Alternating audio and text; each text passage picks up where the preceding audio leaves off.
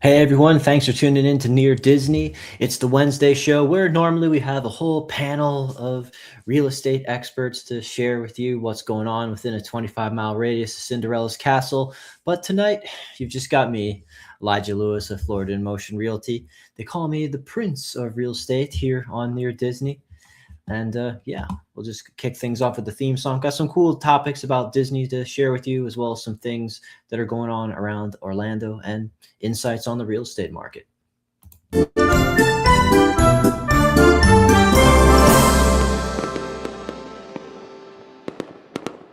Right, fireworks getting things going, getting close to the 4th of July, actually, 250th year of America's birthday.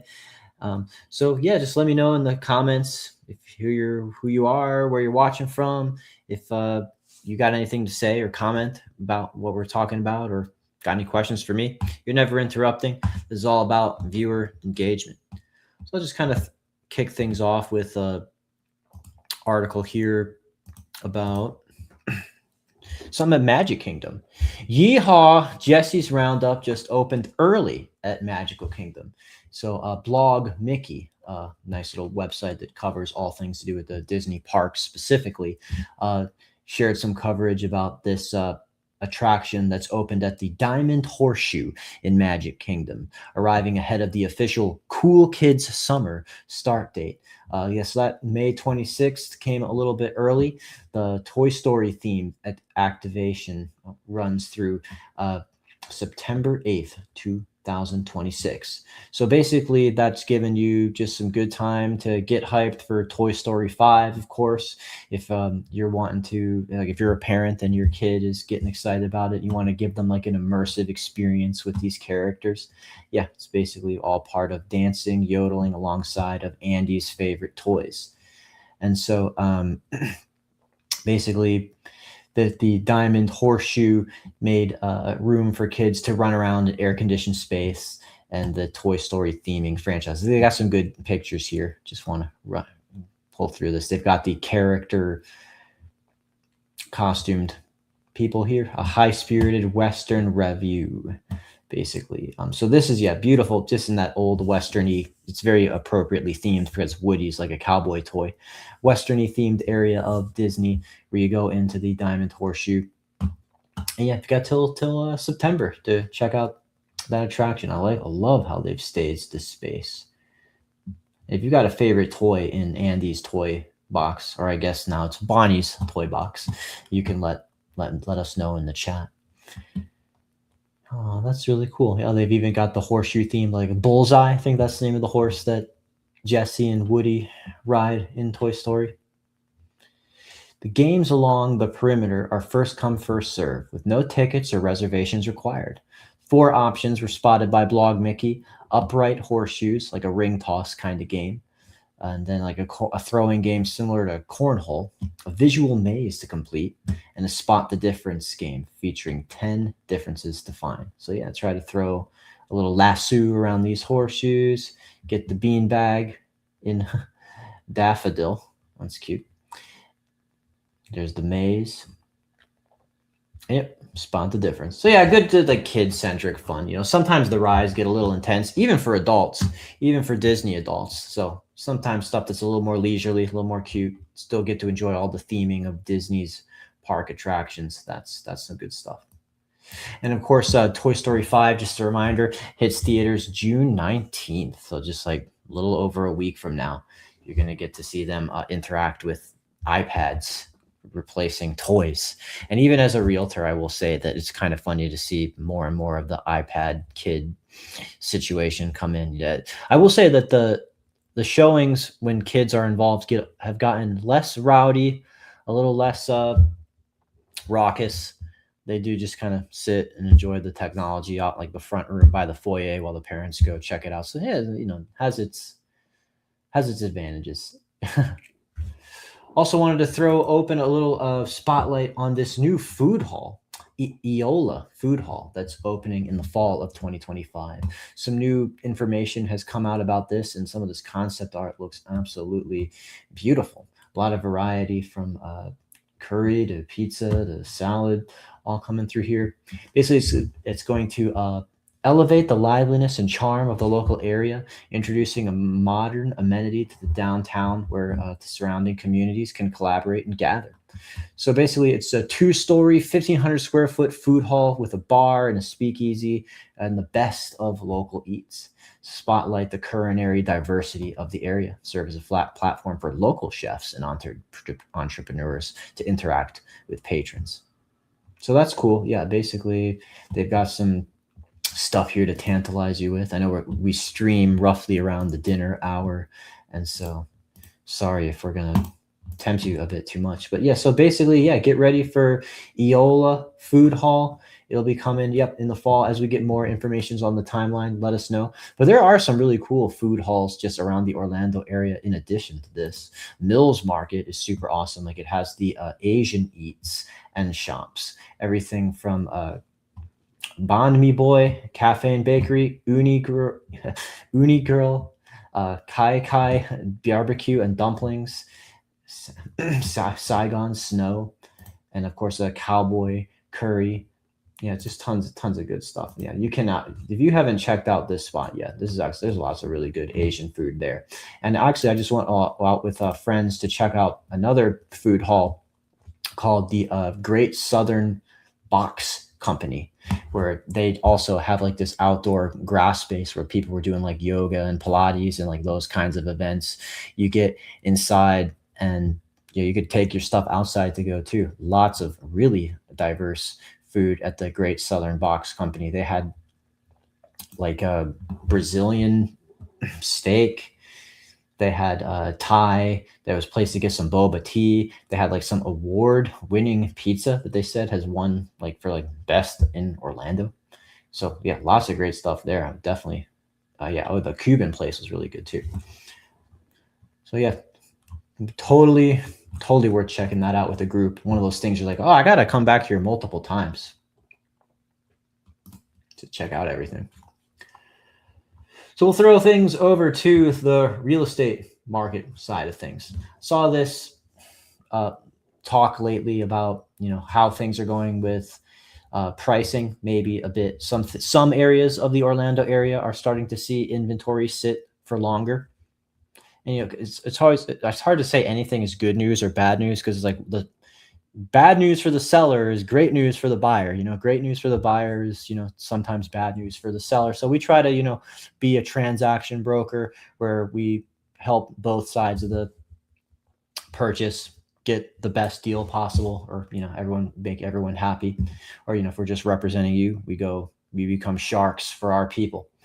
But this is just from listing reports. It's trying to highlight the risks of pricing your home too high, and they offered forth key points that are something to factor in when we're sitting down together at that listing appointment with the initial pricing strategy where it comes together. Some realtors are just going to try to get the listing from you, promise you the moon, and they do like the waiting game where it's like, okay, we had a bunch of showings that went nowhere, so now let's cut the price. A lot of people don't really respect that strategy. We try to just get things right and be real with you right up from the front. So pricing your home too high lowers offers. Overpricing can reduce buyer interest, leading to fewer offers and a lower final sale price. Typically, there's that first 2 weeks where your listing is the new hottest commodity on the market and people want to check it out. And there's like that factor of FOMO, like, oh, they just listed, I better bring my highest and best offer. They're always asking you, oh, do you have any other offers in hand right now? They start to worry about that more. But there's also a part of human psychology where it's like, people only want to oftentimes present an offer if they feel like it's going to be accepted. Sometimes sellers get too conscious about like, oh, well, they'll present us a low ball and we'll counter back and forth a few times and then we'll get there. Just a lot of people don't want to play the counter offer game, unfortunately, especially if there's like a crowded market. Like there's just something about pride or nervousness where they just or they're just too polite. They don't want to offend the seller. So they just rather not offer at all rather than try to lowball sometimes. Longer time on the market. Homes that sit too long can make buyers wonder what's wrong, weakening your position. Yeah. Once you start to get a couple months on the market, they stop asking you, do you have any other offers in hand right now?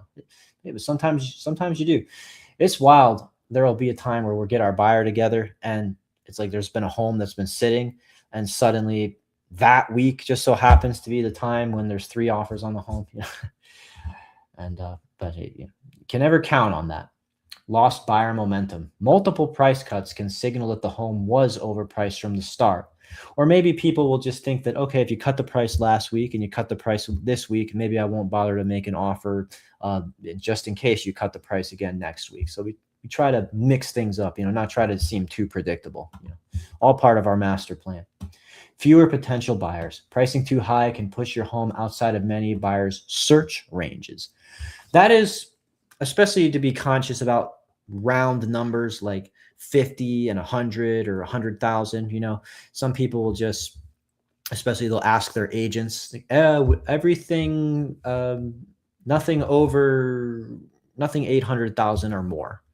And so that's why you sometimes see those homes that are priced like 799,000, just so that they still get in the search range, or 549,000, just in case the agent was setting like 50 as the round number cutoff.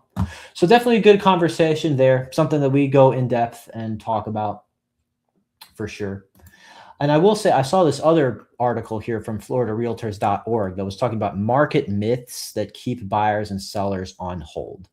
So there are some things that sometimes people, they get their own ideas or they get their own gut feelings about what the market is. And they're not really looking at the comps or not really looking at the broader market data to get that. So we do like to set some things straight about misconceptions about inventory, mortgage rates, or market timing. Some people think they can time the market, not just in the stock market, but real estate. But, we are going to look at the local data in the neighborhoods that you're interested to tell the full story. Try to have some clear fact-based conversations. So basically 3 myths are keeping customers on the sidelines as far as buyers in this market today.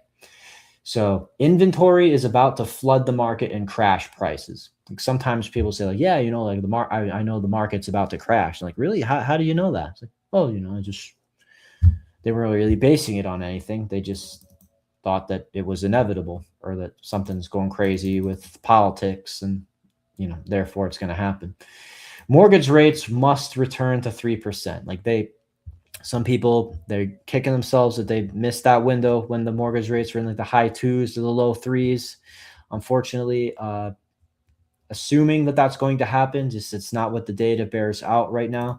We, of course, have lenders who are working to provide the best information about programs and packages that they have that they can offer, or stuff like Hometown Heroes getting funded again, or doctor's loans or things like that. Talk to us. We've got a network of lenders who our people have worked with before. Maybe find the one who's got the best program for you. But as far as getting things down to 3%, I mean, unless you were dealing with some really good seller financing or a transferable rate, I just don't know about that.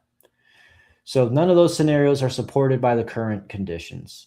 Or just, the third one's waiting will automatically produce a better buying opportunity. Well, I don't want to be that pessimistic. There's always a house. There's always something beautiful is going to come along. We definitely believe that, you're not doomed if you miss the one house that you fell in love with. But sometimes if you want something really specific in a small area, like our town of Celebration, the one that was built by Disney, kind of a relatively small town. And if you have your eye on a specific street, or you want it to be on that street and 1 story and have a pool, a situation like this might apply, where it's like, yeah, it could be years potentially if you didn't, if you decided to wait.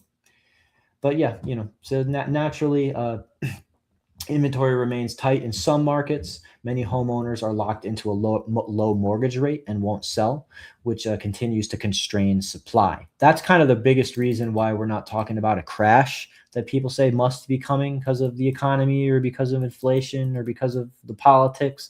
It's kind of like the crash pretty much pertains to a flood of inventory, way more sellers than buyers. And there's in some markets it's going a little bit in that direction, but like in the market we're in with Celebration, Florida, it is a pretty slim inventory right now, and some of the good stuff selling fast, partially because of like some of the FOMO and the people wanting to get ahead of that potential property tax elimination situation.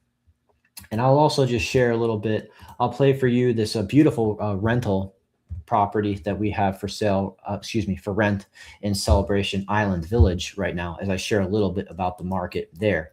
Rental market is even more tight, I would say, than the sale market in Celebration, Florida right now. There were just, hold on, I think I want to make sure I got the number right. Yeah, there were just 27 total rentals in Celebration, Florida at this time. And single family home rentals, like if you need single family, this is a 4-bedroom home, 2.5 bath right here. And it has an office and also has that beautiful Mediterranean style. There are only 7 single family homes for rent in Celebration. And this is the only one that's in Island Village, the new construction area of Celebration. So if you kind of rather be in that newer construction build, barely anyone's lived in it, it's, not too worn from being lived in now, like those carpets look nice there. Yeah, so this is potentially a good opportunity for you. 2116 Celebration Boulevard. It is right in that sort of town center area of Island Village, across the street from like Scoop Ice Cream and the barbershop, and Taco Don Andres, and oh goodness, I'm forgetting. Oh yeah, Coffee for the Soul. Great brunch spot. So good stuff, and all the walking. I really love the clubhouse at Island Village. I really think they have one of the best pools and one of the best places for getting the fitness center. And of course, they did just build the new elementary school there. So you got young kids, just like walkable to this. Absolutely. The people who were renting it last time had kids that utilized that. Loved it. They just sometimes, you wish they'd stay and rent forever, but life changes on you. So, yeah, so that's a little glimpse of good rental inventory in Island Village Celebration. And I had, oh man, I have one more article here. I have no power over what the ads on the side of the article look like, so please, I apologize for that. But this is a good article. Orlando once again named best city in America for staycations. New article just came out today. Was recently named the best city in the U.S. for enjoying vacations basically from home. Wallet Hub announced their list, and Orlando once again came on top. All right, I'm sorry. I'm going to just tell you this so that you don't have to look at these ads. I'm really, really sorry. Over 180 cities across 3 key dimensions: recreation, food and entertainment, and rest and relaxation. I know that's too many R's, like raggy. Those dimensions were broken down into more than 40 key indicators, including parks per capita, average restaurant meal prices, public beaches per capita, and idealness of summer weather. It's starting to get to that part where we're getting that rain in the afternoon. Things are getting nice and lush out there. The crepe myrtles are coming into bloom. And everything's getting green. Love it. We just had like the gardenia blooming season recently. That's my favorite kind of flower on the bushes that we got here. It smells like perfume. Just want to pluck one of those off the bushes and rub it on you. So basically graded on a 100-point scale, the 100 representing the most favorable conditions. Orlando earned a top overall score of 65.13 out of all those 100 metrics, ranking it first in food and entertainment.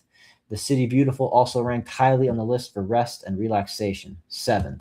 So, yep, we were killing it as far as those metrics go. There's so many things to do in Celebration, in Orlando, Central Florida in general.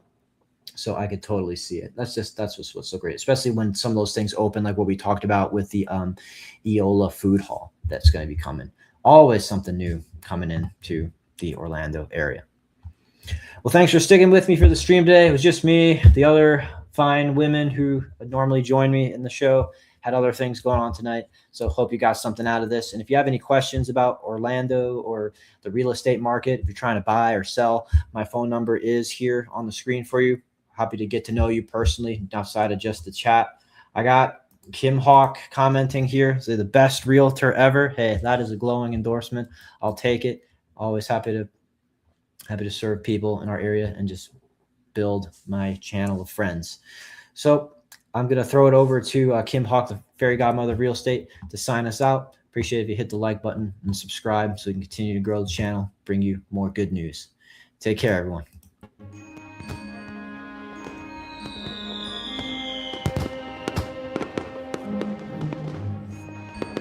Make sure that you subscribe and like so that we can continue to give you up-to-date information on all things that are going around the 25-mile radius of Cinderella's castle, because this is truly a magical place to live.